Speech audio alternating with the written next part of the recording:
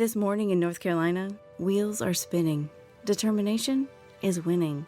A passion is now a thriving business, and it shows no signs of slowing down. How?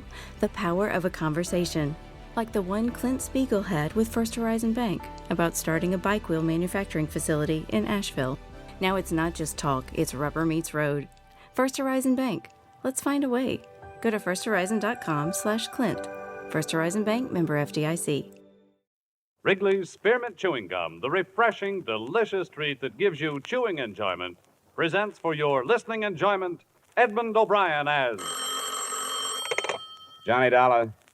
Are you the insurance detective? That's right. Who's this? Johnny Doe for now. Do you want to crack the Calgary job? What? Calgary Products down in Camden. 300,000 payroll robbery on the first of the month. This isn't my kind of a gag. Try it on somebody else, Wait a minute. This is no gag. Check the Alliance Bonding Company in New York. They've kept it out of the papers. If you're interested, be at this same phone tomorrow night at 10. I'll call you.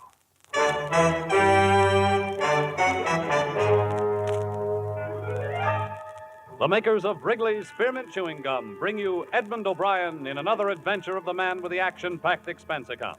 America's fabulous freelance insurance investigator. Yours truly, Johnny Dollar.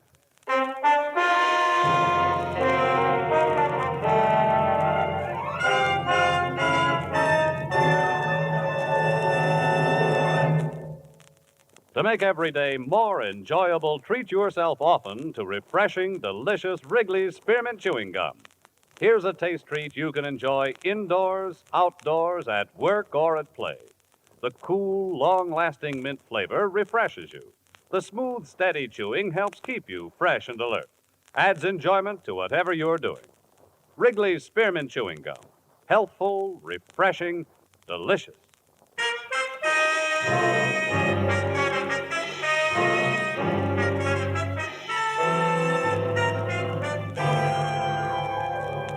Expense account submitted by Special Investigator Johnny Dollar to Alliance Bonding Company, New York City, New York. The following is an accounting of my expenditures during investigation of the Calgary matter. Expense account item 1, $10.50 transportation from my Hartford apartment to Alliance's Manhattan office.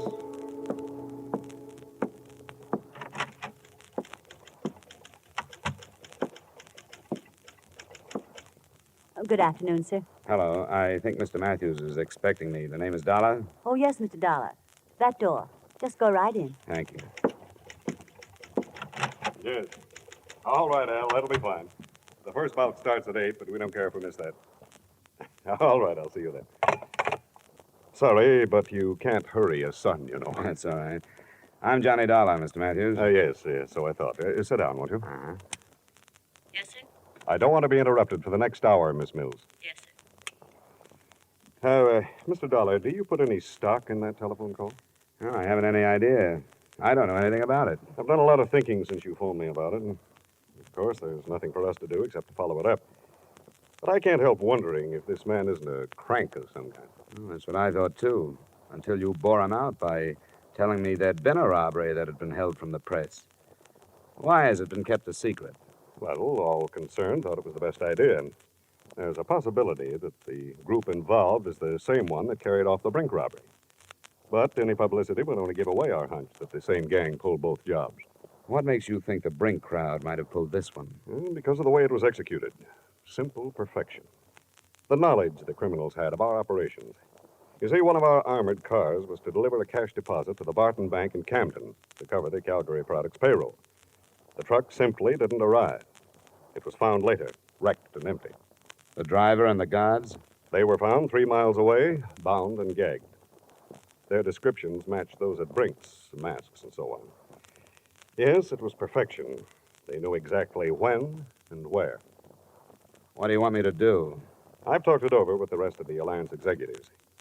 We want you to follow that call through, but we must insist that you make every effort to maintain the security we have established. Here are the details.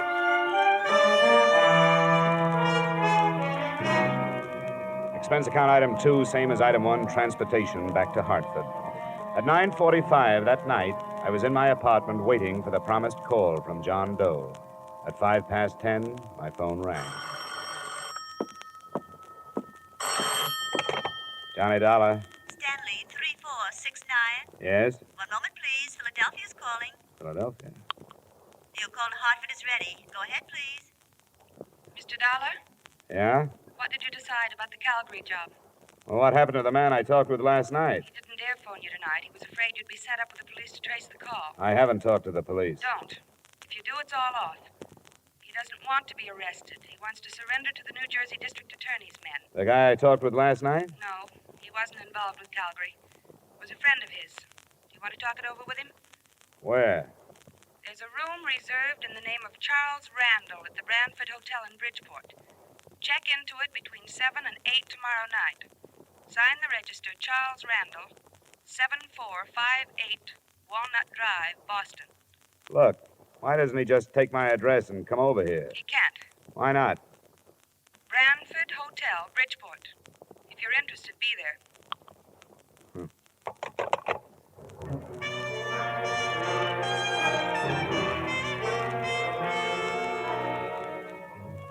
Expense account item 3, $5, mileage to Bridgeport and the Brantford Hotel. It was a weathered frame building in the Harbor District. I felt conspicuous walking across the lobby to the desk because I was the only man in sight who was wearing a tie. I wondered, since I was so out of place, why that address had been picked for a meeting that I assumed was not supposed to attract attention. My room was in the rear on the ground floor. I'd no more than opened a single window to air the room of the traces left by its previous tenant when I was signaled to the door.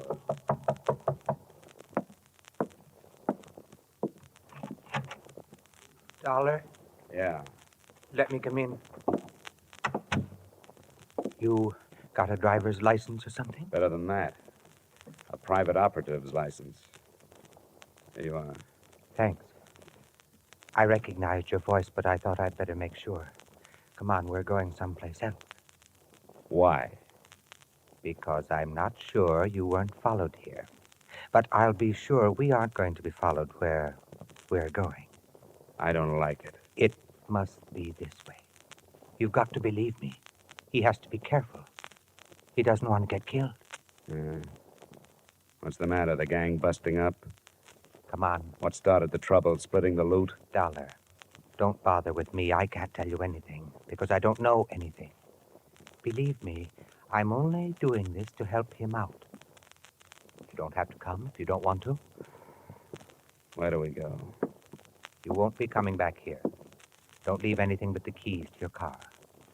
Somebody will drive it out. Do you know where I parked it? It's the green coupe, isn't it? Yeah. He knows. Not through the lobby. There's a rear door. My car is parked just outside.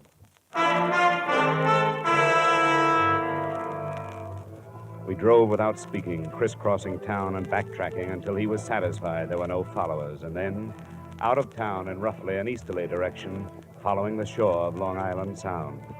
I clocked 3 4/10 miles on the speedometer, starting at the city limits. Then he switched off the lights and turned right into a pair of ruts. Finally, we bounced to a stop in front of a cabin near the water. Watch your step. There are a couple of roots in the path.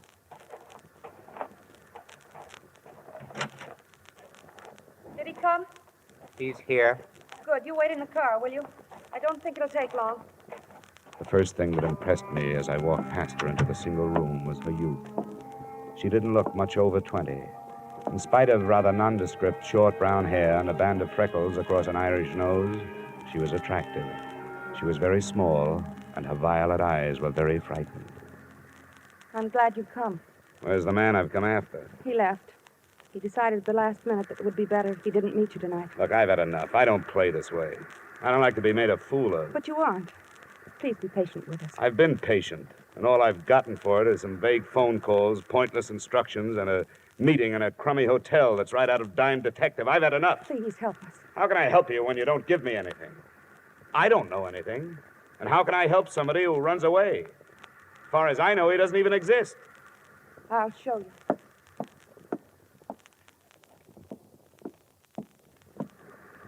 Open it. His share of the Calgary money's in it. But if you can take the wrappers off. I can take this with me? Yes. I don't get it. Does it matter? He wants to give himself up. Why this way? I told you on the phone. He doesn't want to be arrested in this state. He wants to go directly to the district attorney's office in New Jersey where the robbery was committed. He'll turn state's witness? Yes. But he has a demand. Promise of immunity. It won't work. Any promise like that destroys the value of testimony. Might even bar it from the trial. It's been done. It's never promised. You'll have to take his chances on that. It doesn't have to be public. You can try, can't you? Sure, I can try it, but I won't get it. Anything else? Yes. He wants to be placed in protective custody until after the trial. How many other men were in on the job? He wouldn't tell me. I can't tell you anymore. Will you go to New Jersey? I'll have to have 2 days. I may not be able to see anybody tomorrow. All right. We'll call your Hartford number both nights at 10. You'll have to go now. Please do your best.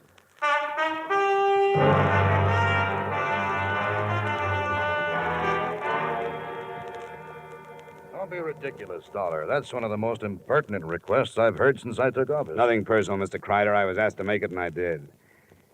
Well, would you see that he's placed under protective custody until after the trial? Why should I grant this criminal any favors? Well, if it means breaking the Calgary matter, it seems to me a favor or two would be worthwhile. We'll break it in due time. You know where he is? No, but I've been close. I may be able to bring him in if I can get you a word on a few of these things. Yeah, we'll see. Do you mind telling us where you've been operating? Now, you know I can't tell you that. These people are my clients now, more or less. I have to keep their confidences. Now, what's your answer? Answer? Definitely no immunity. Protective custody? All right. Yes, we'll assign a couple of men to guard him. Okay, Mr. Kreider. I'll see what I can do with that. You'll hear from me in a day or so.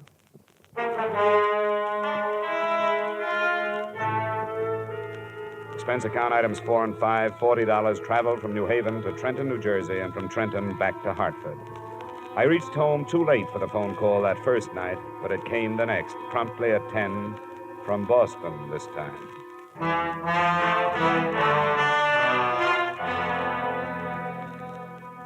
What happened, Dollar? How did you make out? No worse than I expected to. Protection, but no immunity. Oh, that's not so good. They weren't too happy with the situation. I think because they want to make an arrest themselves. Were you followed? Yeah, 2 men. They're watching my building now. But I can lose them if you still want to negotiate. Can you come to Boston? Tonight? Yes, if you're sure you can shake the New Jersey men. Where do we meet? You're sure your line is intact? They haven't had time, but they will if you don't quit stalling. Drive up through Springfield and Worcester. Just outside Boston, you'll pass through Auburndale. On the other side of it, there are 2 bridges. After you've crossed the second one, pull off the road and wait. All right, I'll be there. Well, let me tell you something. This is the last trip. Get your man off the dime. I can't spend the summer touring New England.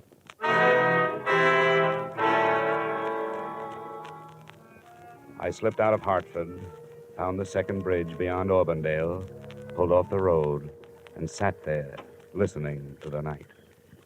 I sat there for an hour before anything happened.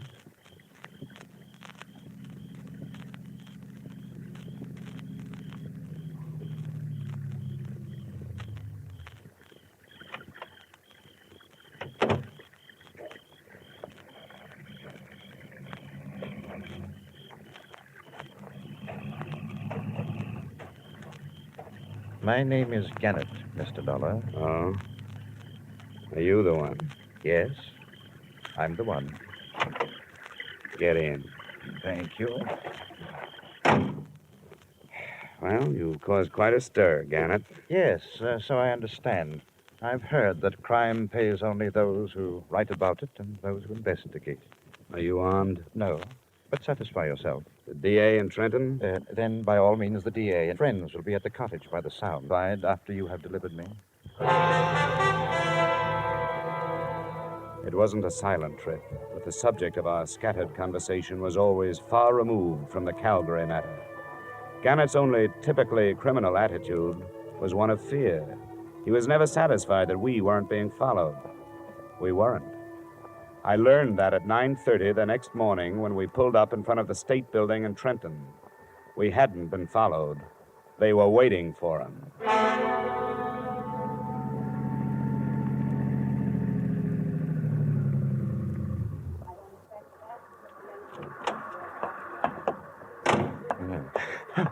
Al, no, don't.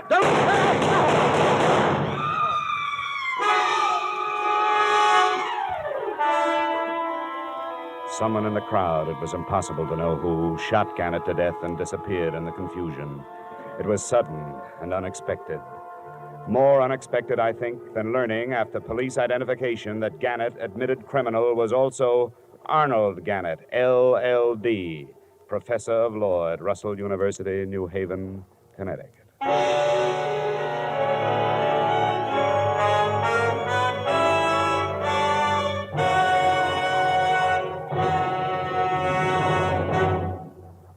To make every day more enjoyable, treat yourself often to refreshing, delicious Wrigley's Spearmint Chewing Gum. The lively, full-bodied, real mint flavor cools your mouth, moistens your throat, freshens your taste. And the chewing itself gives you a little lift, helps you keep going at your best. So for real chewing enjoyment that's refreshing and long-lasting, always keep Wrigley's Spearmint Chewing Gum handy. Healthful, delicious Wrigley's Spearmint Gum will make every day more enjoyable. And now, with our star, Edmund O'Brien, we return you to the second act of yours truly, Johnny Dollar.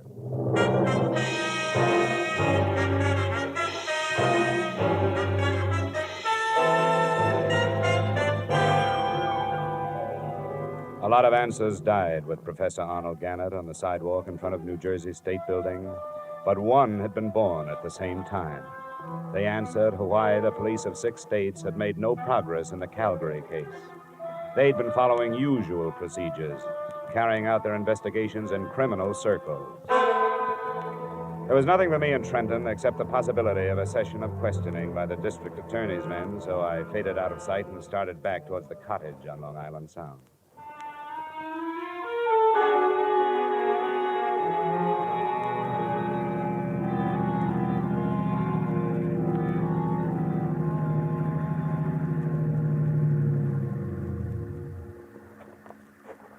Hello? Hi. Did it go all right? No, it didn't. It blew up. Somebody was waiting for us in Trenton. He killed Gannett as he got out of the car. I thought we were careful enough. You were careful here and in Boston, but nobody was following you. They knew where he was going and waited for him. How did they find out? I don't know. He never told me anything about it. Where's the girl? She's asleep. She stayed awake all night. I don't know what this is going to do to her. She's his wife. She'll have to know. You're right. It'll be in the papers tomorrow, won't it? She was going back to New Haven in the morning. But I can't do it. I don't want to go in. I think you'd better. I don't know who you are, and so I don't want to lose track of you. Come on in with me. Very well.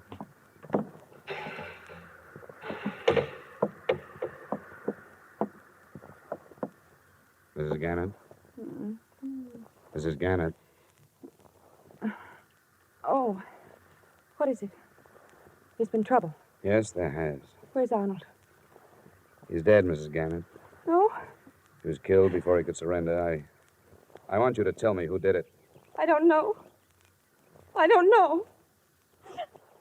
I don't know.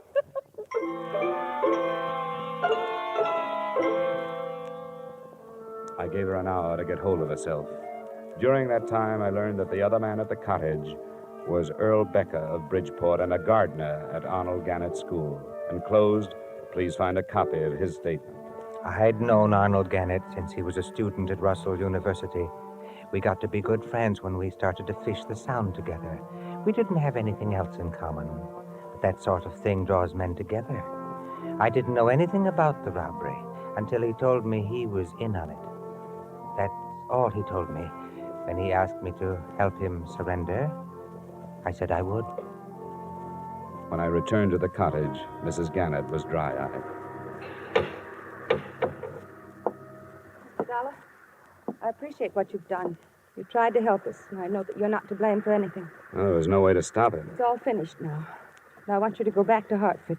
Oh, it's not as simple as that. I've put myself out on a limb with the New Jersey District Attorney. I won't get off it until this is cleared up. Are you telling me the truth when you say you don't know who your husband was teamed up with? I don't know. He wouldn't tell me. He said it was safer if I didn't know. What did he tell you? Nothing until after it was all over. 2 weeks after. And I knew he was awake at night because something was troubling him. He couldn't lie to me. Your husband was a brilliant man, a doctor of letters. How did he get mixed up in this thing? On Tuesdays, he taught criminal psychology. Before the end of the semester, there was a lot of discussion on the Brink robbery in Boston. And he thought he had the best theory of all. That the men who robbed Brinks had never been criminals before? Yes. And were able to come back to their respectable lives and hide in them. Did he offer that theory to his classes? No. That's what started it. He couldn't get it out of his mind. He told you this? Not until afterwards. It grew into a challenge that he had to do something about. So he did it. And was successful. When he told me, I made him promise to give himself up. I made him do it. I'm sorry I have to keep after you, but there are things I have to know. These classes of his, how many students? It was a large enrollment this year. There were hundreds. Did your husband ever mention a man named Al? Oh, there were so many. I can't remember. Well, he must have kept records. Where can I find a list of his students? At our house in New Haven. Well, then we'll have to go there. I'll be outside. Please let me know as soon as you feel able to leave.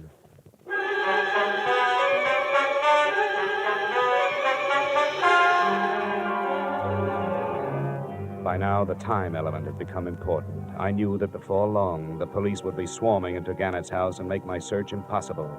I also knew I'd be dragged back to New Jersey for questioning. On the way into town, I tried to get some more information from Mrs. Gannett, but no luck. She apparently knew nothing of her husband's actions. It was 6 p.m. when she opened the door of Professor Gannett's office. Across one wall stretched a row of file cabinets, his records and lists of students.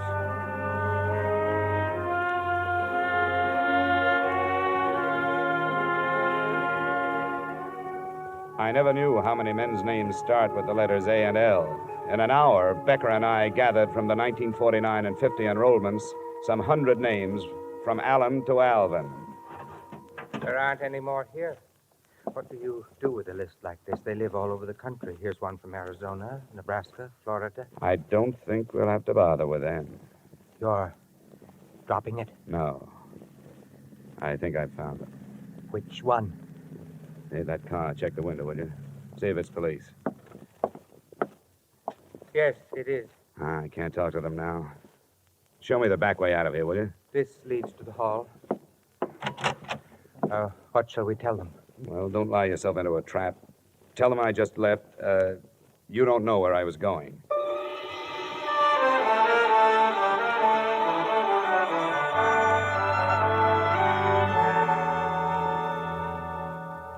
Have you read the papers, Mr. Matthews? Professor Gannett? Yes, it's hard to believe. You knew him? Yes, I'd met him. I'm awfully sorry about this. But now you know how the robbery was carried off with such perfection, don't you? What do you mean? You mentioned it yourself. They knew exactly where the armored truck would be and when. Your son Albert was a student of Professor Gannett's. What are you intimating? Well, there are thousands of students at Russell. I don't know of any other who has connections with the company that was robbed. I won't stand for this. The crime was committed because of a fixation Professor Gannett had about the Brink robbery.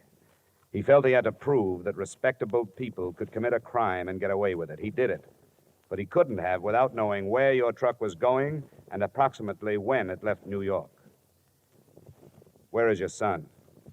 Strangely enough, this possibility had crossed my mind, too, but I just can't believe Where it. is he? He's in his room, packing for a canoe trip up in Vermont. Which one is his room? I'll show you. Come on, it's upstairs. Your suspicions are very strong, aren't they? Yes, they are, Mr. Matthews. What have you learned about my son? That his name is Albert. Then there is no proof. I don't know. I want to find out.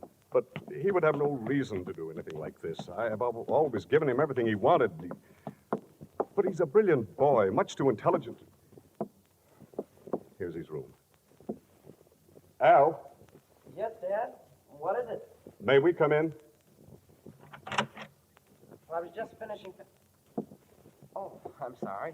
Al, this is Mr. Dollar. I'm the investigator working on the Calgary matter. Oh? Well, excuse the room. My stuff's all over the place. I'm going up north. Where were you this morning at 9 o'clock? Why, What is this? Where were you? I don't see that it makes any difference. It does. Because I was with Professor Arnold Gannett at 9 o'clock. Before he was killed, he called to somebody named Al. What does he mean, Dad? I don't understand. Mind if I look over your room? For what? For a gun. A .38 from the sound of it. The police will be able to check the slugs that killed Gannett. Dad. Yes, Albert? Dad, I did it. I don't know why. I don't... What'll I do? I don't know. Dad, it wasn't supposed to end like this. Dad. I can't help you now, son. All right. All right, then I'll get away. No, you don't. It's no use. Get away from me. Oh. I'm sorry, Mr. Matthews. Yes, Mr. Dollar. I'm sorry, too.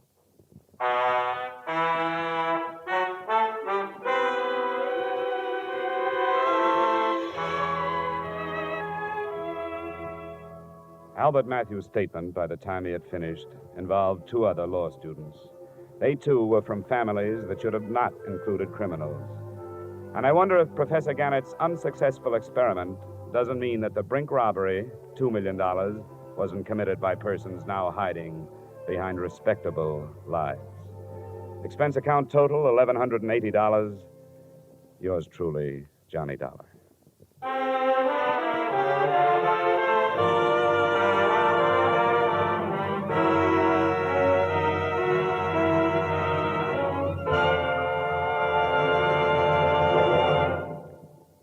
Remember, friends, to make every day more enjoyable, treat yourself often to refreshing, delicious Wrigley's Spearmint Chewing Gum. There's lots of cooling, real mint flavor in every stick. And chewing Wrigley's Spearmint helps keep you feeling fresh and alert. You feel better, work better, get more fun out of doing things. So indoors, outdoors, wherever you go, keep some healthful, refreshing Wrigley's Spearmint Chewing Gum handy. To make every day more enjoyable, treat yourself often to delicious Wrigley's Spearmint Chewing Gum.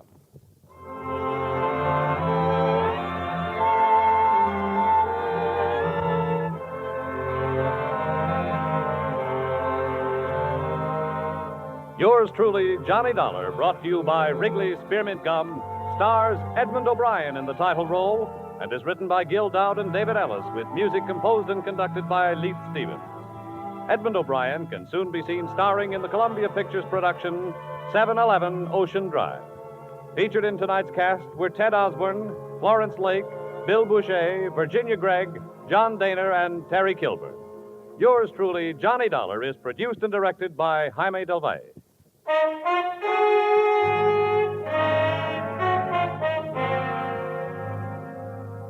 The makers of Wrigley's Spearmint Chewing Gum hope you've enjoyed tonight's story of Johnny Dollar and that you're enjoying delicious Wrigley's Spearmint Chewing Gum every day. We invite you to join us again next week at this same time when, from Hollywood, Edmund O'Brien returns in another adventure of Yours truly, Johnny Dollar.